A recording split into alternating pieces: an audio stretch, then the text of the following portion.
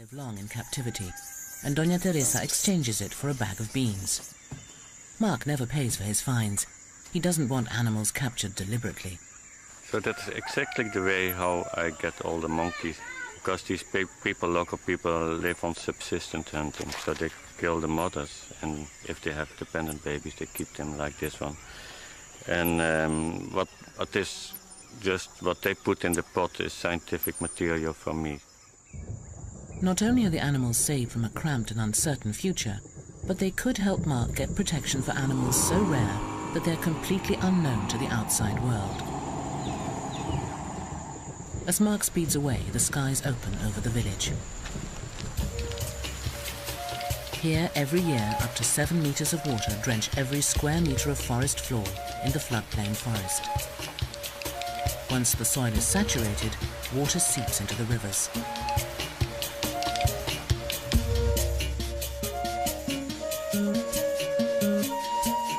In some places, the water levels swell seasonally by over 10 meters, leaving nothing but the canopy stretching beyond the water's surface.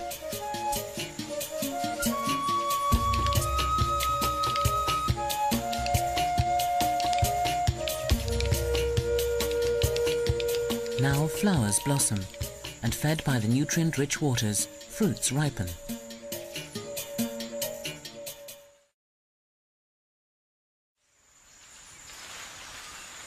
Creatures normally hidden in the depths of the forest and high up out of view descend to the floodplain to feed, making them easier to see. Among them, the spider monkey, one of the largest monkeys on the continent. Spider monkeys are easily distinguishable. They have the longest tails in the monkey family, which are used like a fifth limb to swing through the branches. Living in large troops, they split into smaller foraging parties during the day, spreading out to find the best feeding spots. The similar-looking woolly monkey eats a more varied diet of insects and small animals, but also descends to enjoy the rich fruit bounty. With food in abundance, there's plenty of time for play. Above water, any creature would have trouble making their way through the tangle of branches. But beneath the surface, it's a different story. Released from the cramped confines of the river, fish disperse between the submerged tree trunks.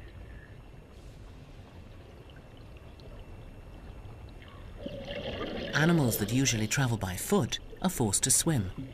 Sloths usually crawl from tree to tree. Now, though, they must paddle. Moving at their own pace, they're surprisingly good swimmers, but that's about as energetic as a sloth ever gets.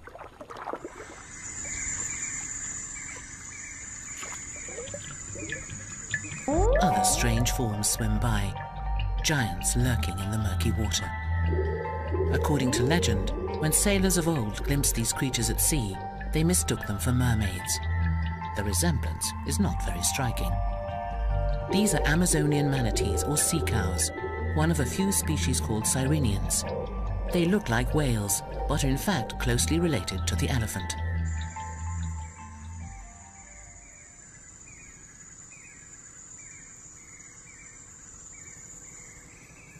Meanwhile, back on board the Calibeya, the little marmoset has settled in well and become a much-loved member of the crew. Beady-eyed, he spots a stowaway, a praying mantis, a tasty snack for the liveaboard pest control. Mark enjoys his new companion, but knows their time together is limited. Mark always takes the time to catch up with his neighbors and makes regular house calls to consult these local zoologists. Mark hears many remarkable stories from his friends. Who knows what creatures they will find? Ephraim tells of a large creature living in the jungle surrounding their village. Could this be a species unknown to science? At first, it doesn't sound all that remarkable. A tapir. According to the science books, just one species of tapir lives here, the South American tapir. Textbooks say 4 species of tapir live in the jungles of South America and Asia, the last members of an ancient family of animals related to horses and rhinos. The South American Brazilian tapir is the heaviest land mammal on the continent, weighing around 250 kilos. Tapirs all have the prehensile trunk, but the South American can be identified by the distinctive white ear tips and pale feet. but the animal Ephraim describes is half the size and jet black all over. If this were to turn out to be a new species, it would be electrifying. This may be the only place where the dark tapir lives, and without the knowledge of studies, it could be on the brink of extinction. It's vital to find out more, and that is Mark's mission in life. But the locals haven't finished yet. Peccaries look like pigs, but are more closely related to hippos. Science describes two species in the Amazon, the widespread collared peccary and the much larger and noisier white-lipped peccary. This species has a more limited range and moves through the forest in noisy groups of 100 animals or more. That's not what the locals see on their hunts. They describe 4 peccaries, including another white-lipped species that is redder in color and has white feet, and another kind they call Kaetitumundi, the giant peccary. Unlike other peccary species living in herds, the much larger Kaetitumundi is only seen in small family groups.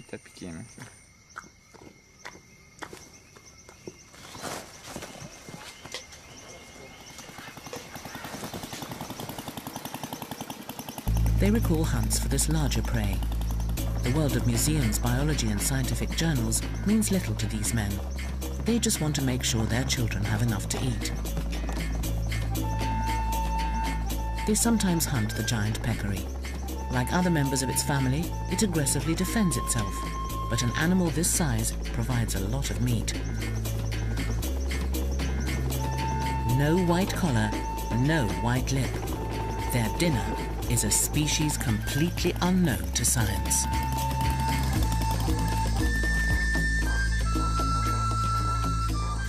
As the days pass, the Calibeya takes Mark and his crew further into the forest.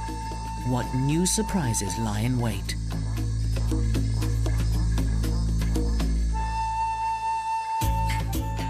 The golden morning sun reveals little sandbanks, the first signs that the floodwaters are subsiding. Already, these fingers of land have attracted skimmers who loudly lay claim to the banks.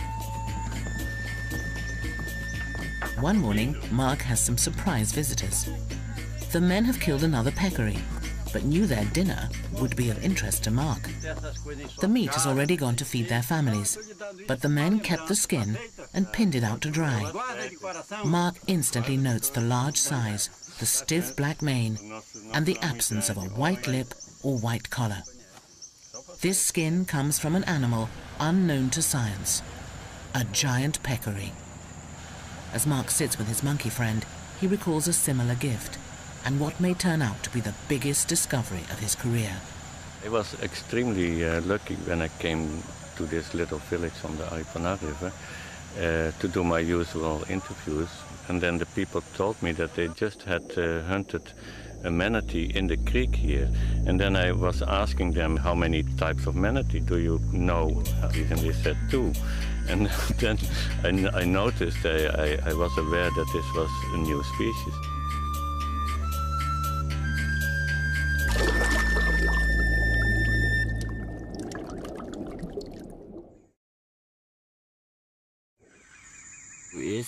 Frankie describes the animal killed. It was tiny, not much more than a meter in length, black with a distinctive white heart shape on its chest.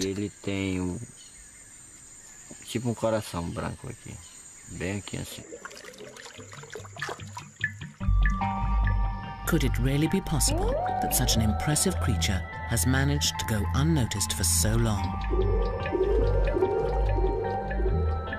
How might the dwarf manatee compare to its larger cousins? The Amazonian manatee is a rotund animal growing close to 3 meters in length, with a broad paddle-shaped tail and a flexible whiskered muzzle. Its body is a uniform dark grey with irregular flecks of white on the underside. All known manatees have a low reproductive rate, making them especially vulnerable to the effects of hunting and habitat loss. Will stories of a dwarf manatee hold water? Or are they just another myth of the region? Mark left the village with more than just stories. Once again, the kind people of the Aripuanã let him keep the leftovers of their meal. Later, Mark is able to compare a skull of a common Amazonian manatee with his new treasure. the skull and jawbone of what he believes is a dwarf manatee. Although similar in appearance, there are finer details that tell them apart. So the most striking differences are the long elongated snout of the common one, and the small one has a very short trunk. Another striking difference is the brain case size. It's very narrow and in the common manatee, and then the small dwarf manatee has a relative much larger brain size. Francis guides Mark up the Aripuena River to the creek where the manatee was killed, hoping that there might be more in the same area.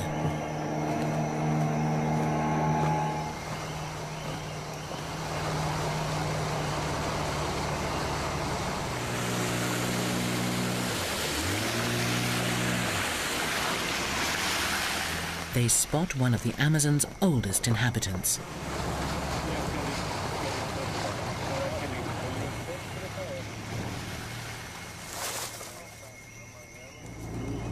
A bird whose ancestors rubbed shoulders with the dinosaurs.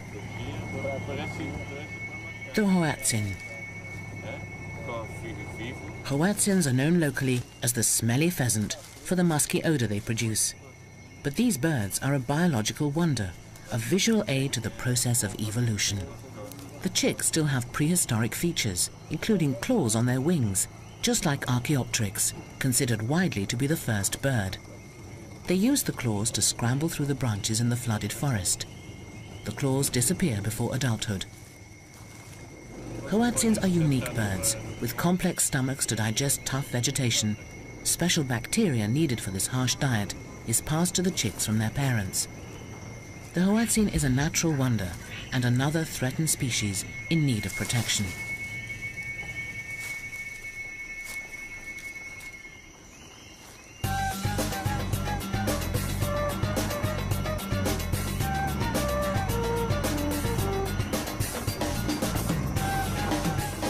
Francis directs Mark into the Arawatzino, a tributary some 40 kilometers long. Overgrown and shallow, this flooded forest is clearly not suitable for bigger common manatees. But it could probably accommodate a smaller species. It is not an easy place to look.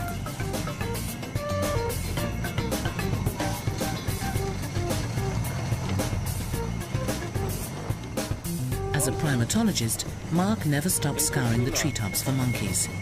He spots one of the smaller residents of the canopy, a squirrel monkey. I learned from the monkeys how to survive in the forest and what you can eat and what you can't eat by observing them.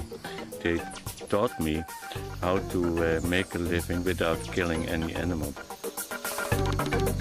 Mark has become a vegetarian, mimicking the monkeys' fruity diets.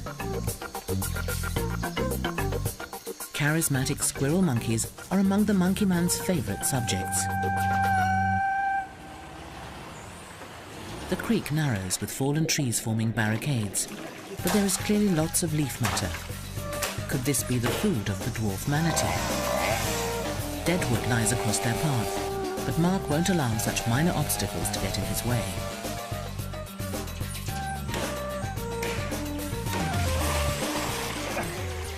Not when the river ahead may hold such a huge secret.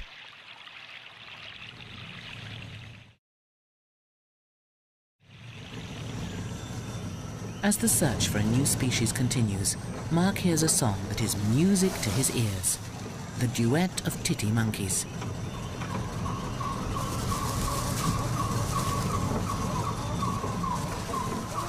These monkeys also mean a lot to Mark.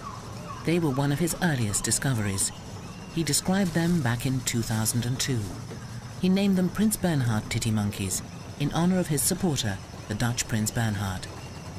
Much of their lives remain a mystery. They've never been filmed in the wild before now.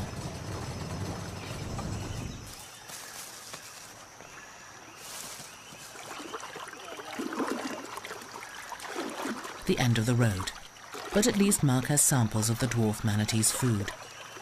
This is about the farthest we can get after all these logs over the river. But I'm happy to have seen the habitat of the dwarf manatee, because the local people in Francis, they say that the dwarf manatee is feeding mainly on these two species of Eliocharis grass. If this is true, it would make the dwarf manatee differ in its feeding behavior from its larger cousin. The Amazon manatee feeds at the surface on floating plants. It seems that the new species may be a bottom feeder.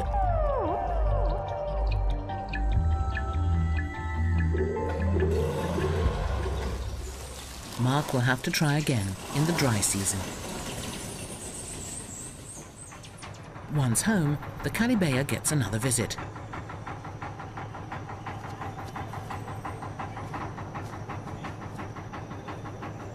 The unusual watchman announces their arrival. River traders bring in supplies of eggs and flour. Mark always exchanges news with these people. As the traders spend their whole time traveling up and down the river, they often have useful information and current news.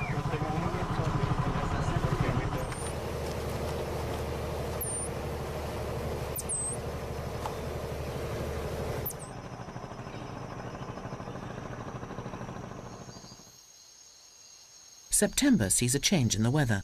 The huge floodwaters finally subside, revealing the forest floor once more. The Calibeia's progress has slowed to negotiate newly emerging sandbanks.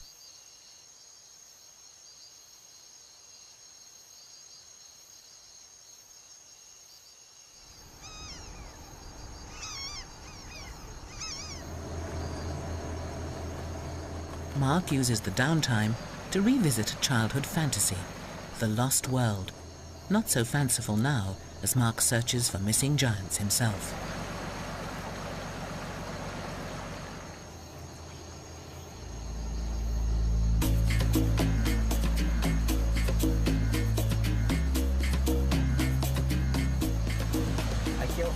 Calibeia's captain weaves her slowly through treacherous sandbanks, some of which he can barely see below the surface.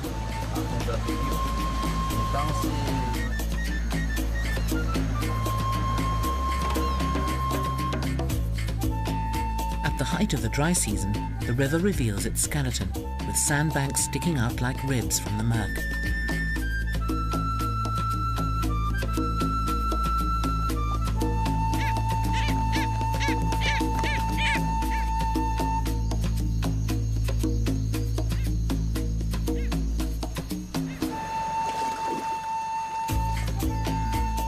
Ground-nesting birds, such as nightjars, crouch on their nests to prevent the sun hard-boiling their eggs.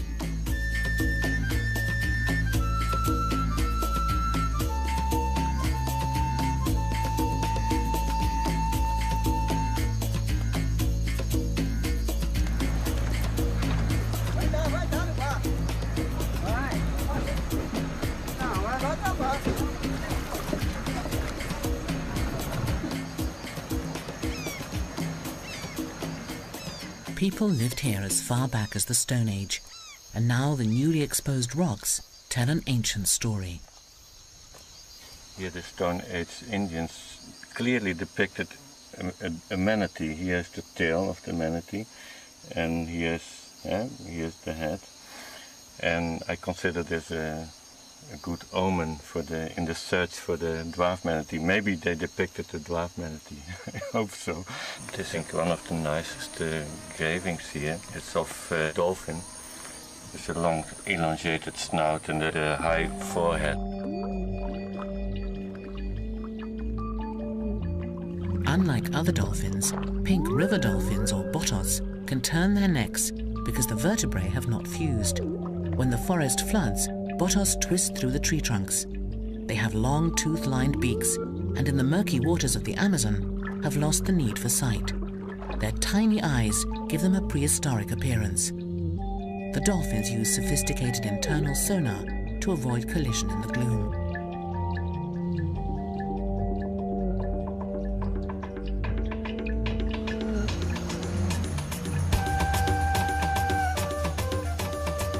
Sonar doesn't prevent collisions above the surface though. the Calibea has run aground for the 4th time. It takes a little patience and some careful navigating to get them back on track.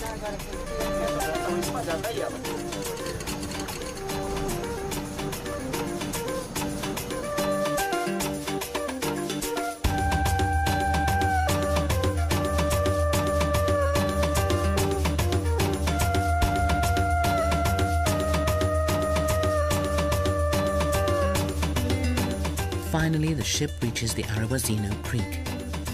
Home, Mark believes, to the dwarf manatee. It snakes back into the heart of the mysterious rainforest. Could secret creatures live here, hidden from human eyes?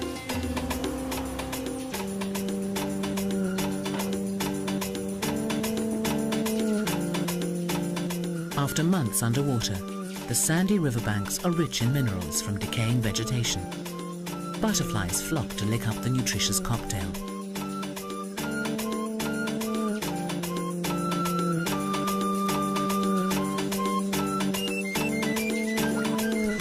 The water is refreshing to drink as well, despite its off-putting colour.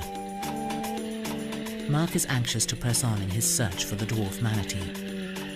A find this size could draw international attention to the region, perhaps creating pressure to give it official protection, saving not only a new species, but protecting the habitat of the monkeys that Mark so loves. With that fresh inspiration, he presses on in his search.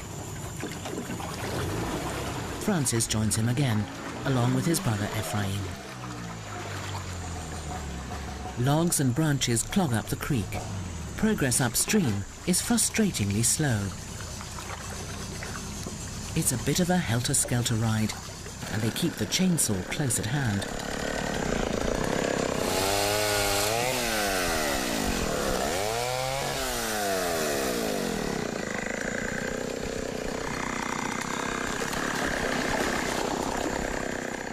This is dangerous work.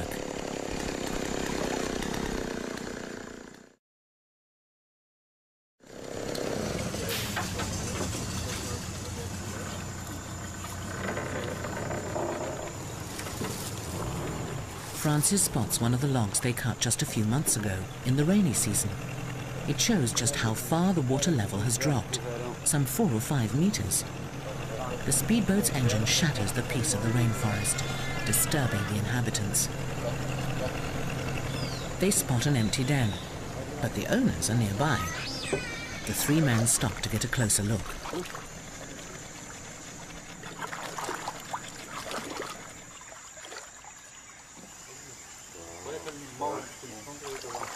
Giant otters, the largest members of the ferret family, agile fish eaters at nearly 2 meters long.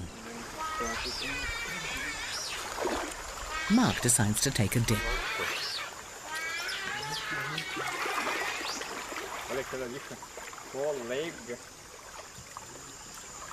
Giant otters live in large family troops and call loudly to each other through the forest.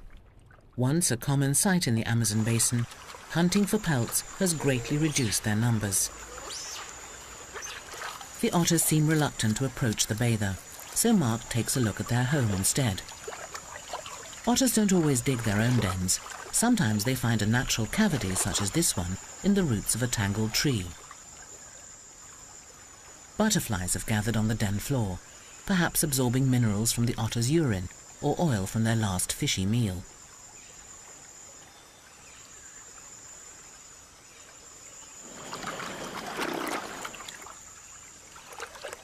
Other traces of the feast remain. Large scales, perhaps from the jarraky fish, one of their favorite fish prey. It's a welcome interlude and a reminder of the rare and important species of the region and the need for their protection. The search must continue.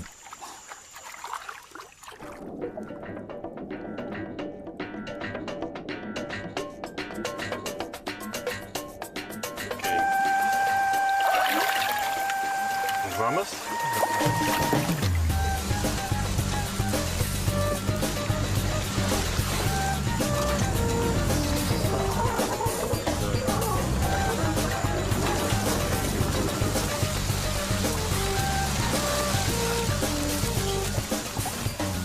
You have to be pretty fit to hunt for manatee in the Aripuanã River.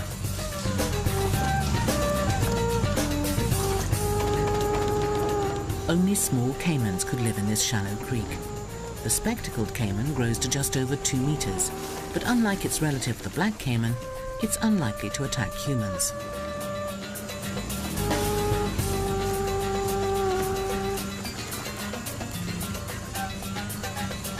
Mark looks for a good spot to begin his search.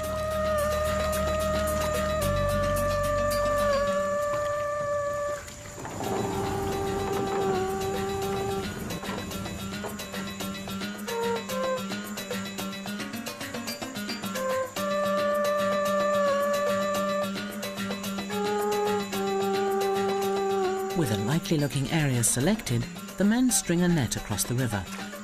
They hope that if a manatee is travelling downstream, they'll be able to corral it, holding it in a netted part of the river for a few days, giving Mark a chance to examine it and confirm the discovery.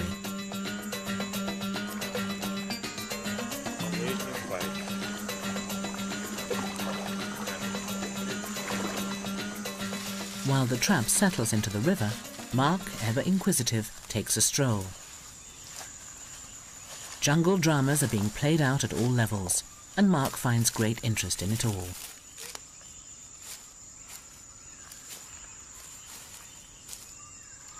From the animals to the plants on which they live, he even spots a new species that he found just a few months before. Here's the flower of Gustavia. So this represents a new species. It's amazing because it has the biggest fruit in the genus. It has the most spectacular white, distinct flower in the genus. And then it's representing a new species. Yet another new species. More evidence that the biodiversity of the Aripuanã region ranks among the highest in the world. Aside from little reptiles and insects, there are monkeys here too. The new species of marmoset. Mark can't help but take some time to watch their natural behavior.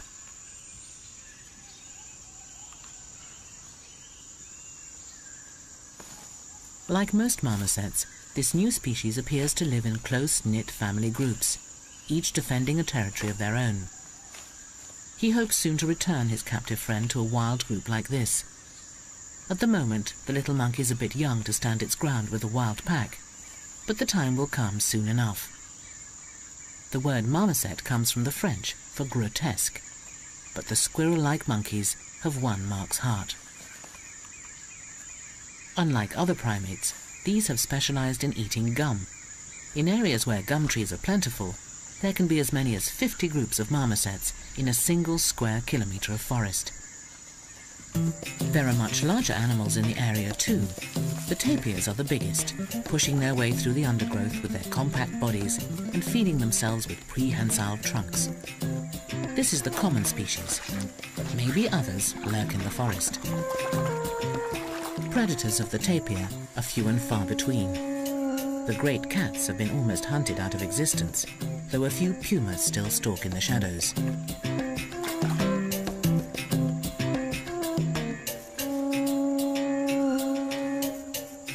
This is the same kind of mountain lion that ranges from Florida to Patagonia. Unlike many cats, these jungle dwellers are quite unafraid of water.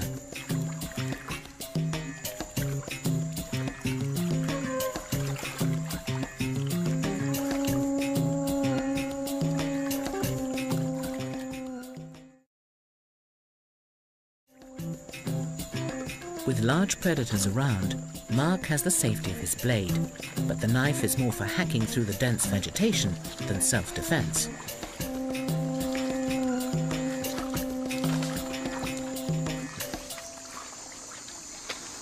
We set the second fence about 1.5 kilometers upstream, but we saw a place where they recently had browsed the Eliocharis grass. Francis tells Mark how the dwarf manatee feeds. So, in July he saw from a distance that a manatee was feeding on a place like this. They have a sloppy way of browsing. They're eating, but then lots of grass stems float and they don't go into the mouth. By contrast, the larger manatee doesn't eat the grass. It's a surface feeder, preferring larger aquatic plants like water hyacinth. This adds weight to Mark's idea that the smaller dwarf manatee is a bottom feeder. How much food would it need, and what size of territory would it require? The Amazon manatee eats 10 to 15 kilos a day and spends up to 8 hours feeding. They migrate with the rains and are capable of fasting for up to 200 days during periods of drought. Could this provide a model for the ecology of the new species? The men plan to spend several nights in the forest. The forest provides their evening menu.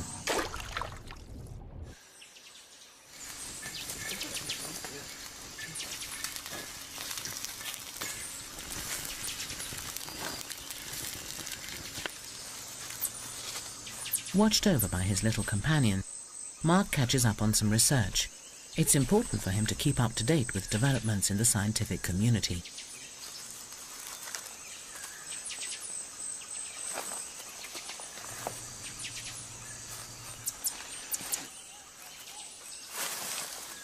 It's easy to nod off when serenaded by a chorus of frogs and insects.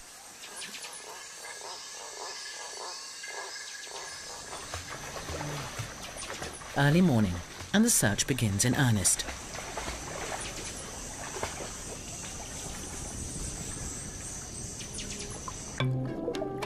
The men scour every pool. A few months ago, these fish dispersed through the flooded forest.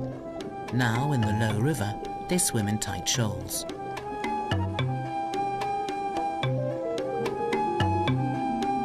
The men keep an eye out for hidden dangers.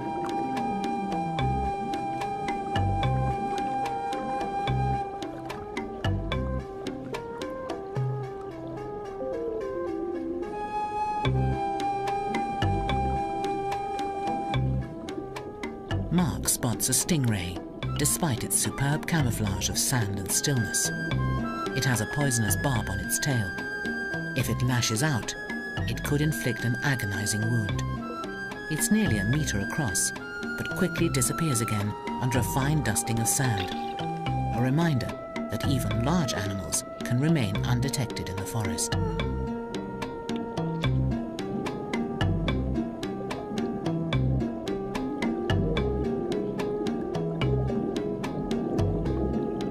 A kilometer and a half later, they reach the downstream net, but hours in the water have taken their toll.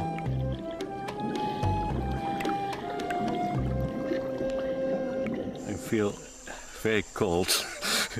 I'm totally undercooled, and it shows how you can almost freeze to death in the rainforest. After 1.5 hours diving and looking under the logs and under the deep pools, we didn't find any manatee. But we have good hopes that tomorrow we go another few kilometers upstream. The men dismantle the lowest net and set up again further upstream. They work in this way for 1 week, covering some 12 kilometers of river. On one trek through the Iguapu, they discover signs of another large animal, the biggest feline predator in the Amazonian jungle. And it has recently sharpened its claws.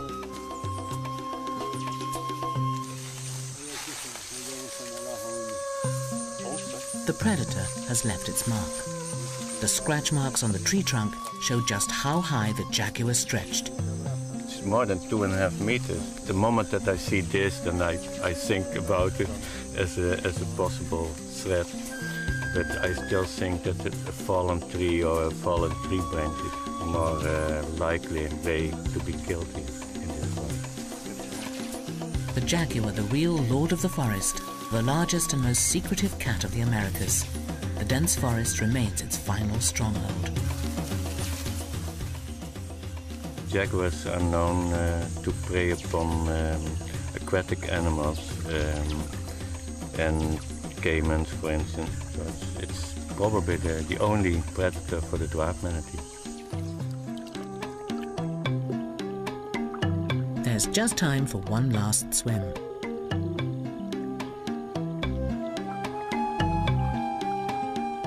Plenty of small caimans, but no dwarf manatees.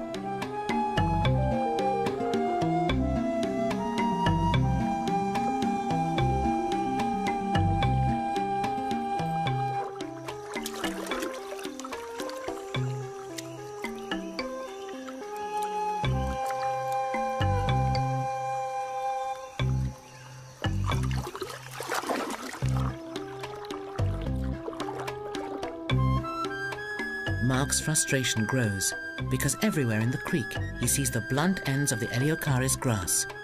He believes only a manatee would chomp the grass like this.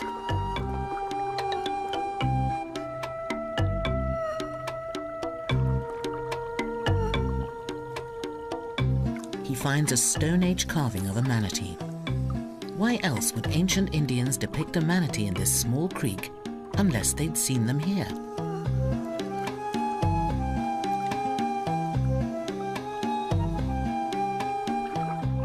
All too soon, they reach the lower net. The search is over.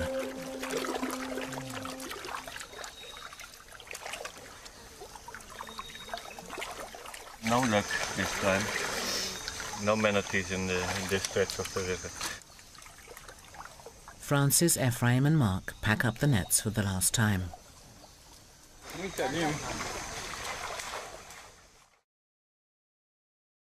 The mission is over for the time being.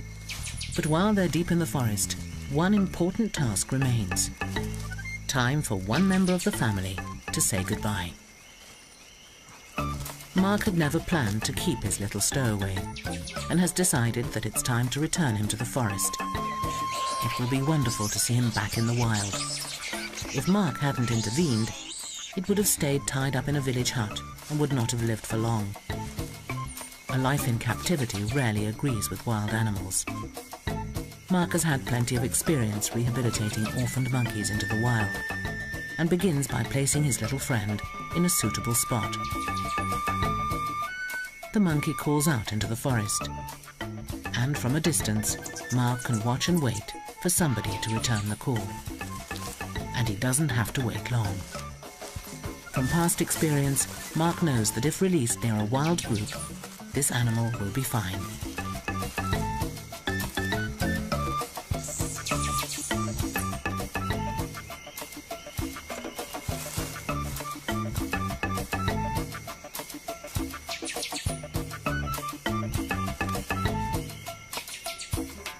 Confident that the troop will now adopt and care for the youngster, and that the little monkey is big and bold enough to stand up for himself, Mark releases him.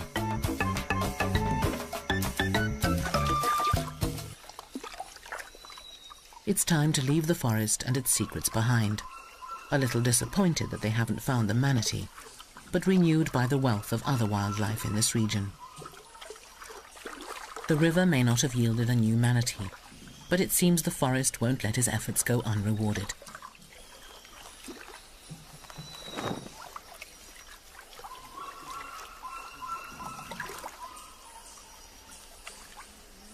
A vulture abandons its meal, an agouti. Mark has never seen this species before. This is an agouti, but I know almost for sure that it's a non-described species of agouti.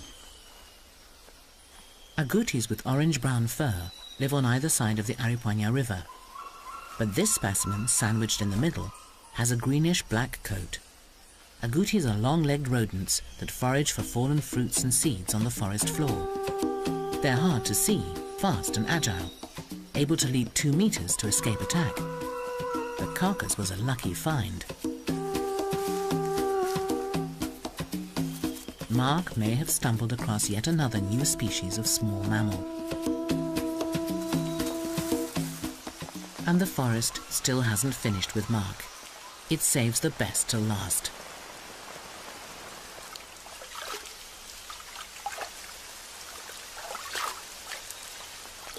A light shower forces the men to rest for a day. Francis and Ephraim tell Mark of a nearby wallow, which they believe will attract animals from the forest.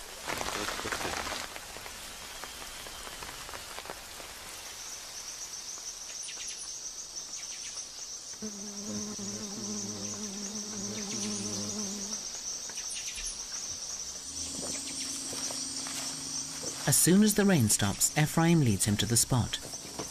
These forest people are skilled trackers, a necessity when you're making your living from the rainforest. They don't miss any signs of a passing animal.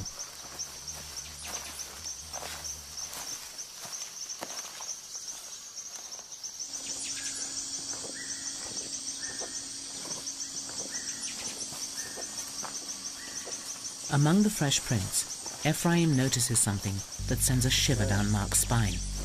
A large hoof print. This wasn't left by a white-lipped peccary, or by a collared peccary.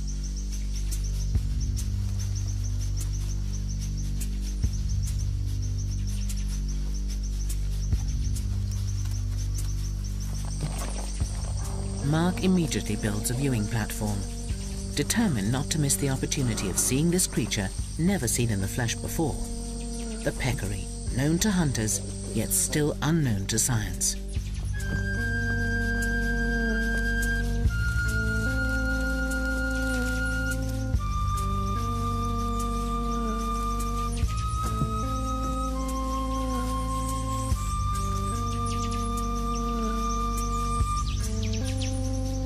He settles down to wait. And wait. And wait. There's plenty to see, but no sign of the peccary.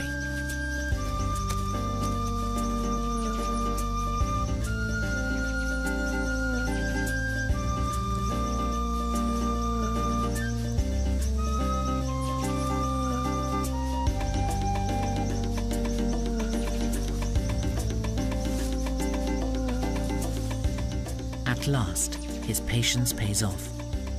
A large animal edges nervously into view. It doesn't have a white lip or a white collar. A giant peccary.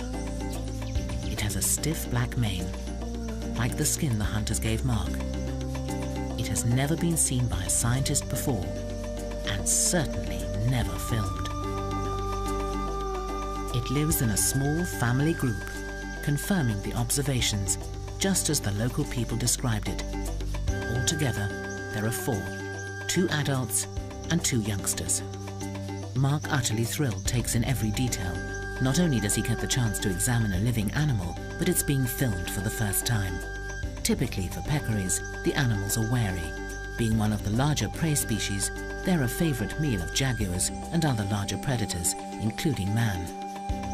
Then, just minutes after they arrived, the giant peccaries begin to move on.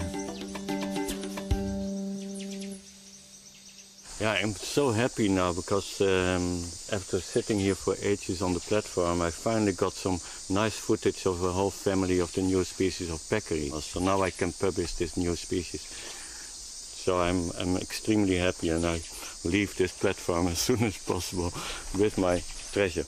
This gives Mark all he needs to announce his discovery to the world, yet another new species. Yet in spite of its natural wealth, this area is not included on a conservation map. This area is so special that I think it deserves to be declared by UNESCO and World Heritage Site. Having finally captured the elusive giant peccary on film, Mark was able to reveal this new species to the world.